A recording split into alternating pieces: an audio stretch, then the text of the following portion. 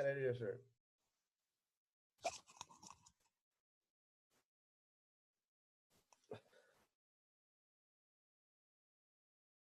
Hello dear student, mathematics की class में आपको welcome.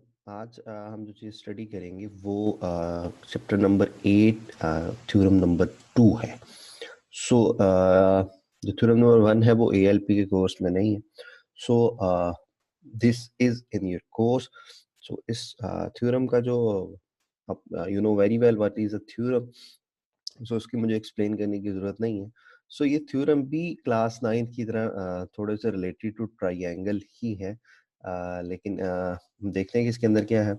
In any triangle the square of the side opposite to acute angle, यानी कि अगर एक ट्राइंगल के कोई एक एंगल एक्यूट है, फॉर एग्जांपल यहाँ पे एंगल ए को हम एक्यूट एंगल लेते हैं। Acute angle you know very well, the angle is less than 90 degrees called acute angle.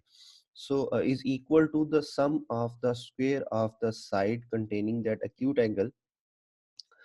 तो वो कहते हैं कि अगर एक एक्यूट एंगल है आपके पास, उसके सामने वाली जो साइड है उसका जो स्क्वायर है, मतलब फॉर एग्जांपल अगर आप ए का जो है वो स्क्वायर लें, ठीक है, तो वो कहता है ए स्क्वायर जो है वो इक्वल टू है the sum of the square on the sides containing that acute angle dismissed by twice the rectangle containing by one of those sides and the projection on it on the other side.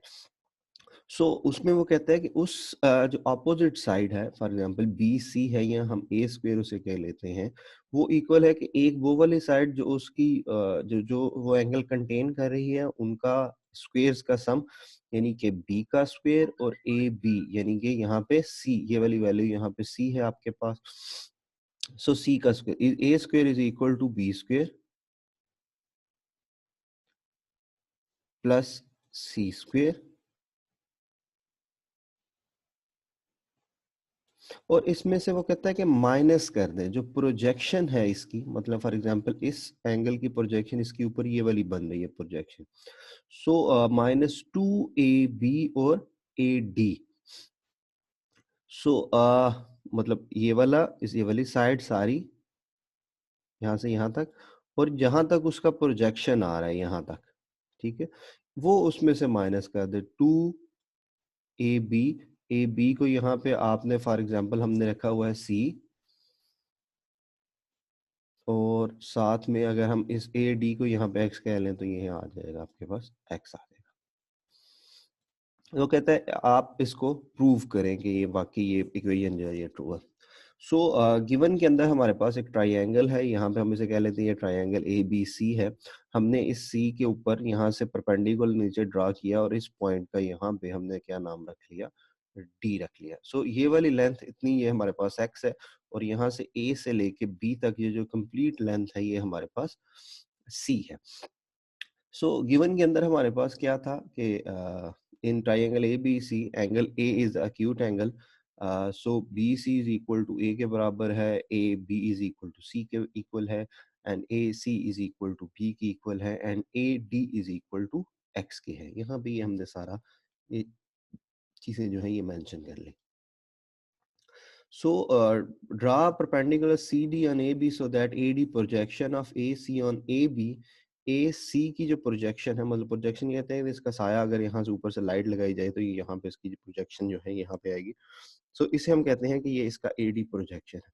इसको हमने रख लिया AD को x को रख लिया। So also AD is equal to x and MCD is equal to h, और ये वाली जो लेंथ है यहाँ जो जो परपेंडिकुलर है इसे हमने कह लिया कि ये h के इक्वल है।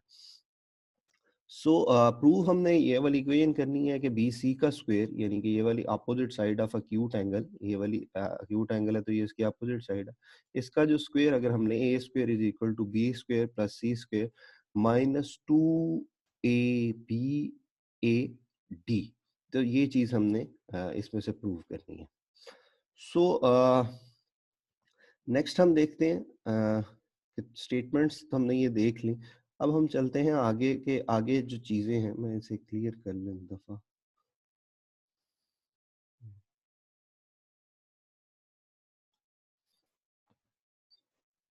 सो नेक्स्ट अगर आप देखें तो अगर आपके पास ये एक राइट एंगल ट्राइंगल बन गई। अब एक ट्राइंगल आपके पास ये वाली बन गई और एक ट्राइंगल आपके पास ये। बाय यूजिंग पाइथागोरस थ्योरम अगर आप इसके ऊपर इम्प्लीमेंट करें तो ए डी जो है आपके पास यहाँ पे, अगर हम इसे देखें ए सी जो है, सॉरी, इसका जो बी है, बी का स्क्वायर इज इक्वल होगा H square over X square. So ये हमने वही किया कि अगर एंगल ये वाला परपेंडिकुलर हमने ड्रा किया तो ये एंगल 90 डिग्री है। अगर ये वाला एंगल 90 डिग्री है तो यहाँ पे हम क्या करेंगे कि ये वाली इन ए आर टी एंगल जो है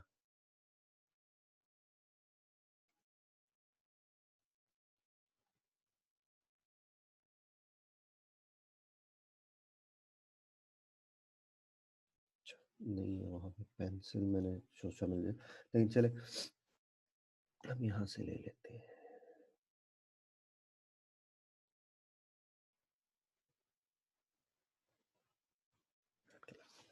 अच्छा, measurement of C D A is equal to 90 degree. ये एंगल हमारे पास 90 डिग्री था, ये ऊपर चला गया। चले तो बी सी यानी कि ये वाला बी का स्क्वायर हमारे पास हाइपोटेन्यूज का square is equal to perpendicular square plus base का स्क्वायर। तो यहाँ पे ये ट्रायंगल यहाँ पे खत्म हो रही है तो ये एक्स का स्क्वायर आ जाएगा। So B square is equal to X square plus X H square. ये हमारे पास एक पाइथागोरस थ्योरम से इसे हम क्या लेते हैं कि हमारी इक्वेशन जो है ये वन है। इसी तरीके से इस वाली ट्राइंगल को अगर आप देखें, ये वाले ट्राइंगल को, तो इसके भी ये right angle triangle, right angle triangle है, तो इसका भी ये वाला ए स्क्वायर इज इक्वल टू होगा आपका सी स्क्वेयर माइनस एक्स स्क्वेयर। मतलब ये वाली सारी वैल्यू जो है ये सी में से अगर एक्स को माइनस कर दे तो पीछे ये वाला बचेगा।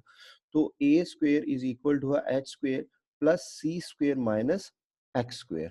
सो इसी तरह हमने ये वैल्यू यहाँ पे लिखी।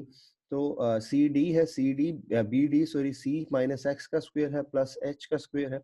तो इसे अगर हम फार्मूला ओपन करें तो सी का square minus two C X plus H. अब हमने पता है कि x प्लस एच जो हमने पुट किया था ये वाला बी स्क्वेयर की इक्वल है। तो इसकी जगह आप यहाँ पे क्या करें, एक्स स्क्वेयर प्लस एच की जगह हमने ये वाली b की वैल्यू जो है ये पुट कर दी यहाँ पे।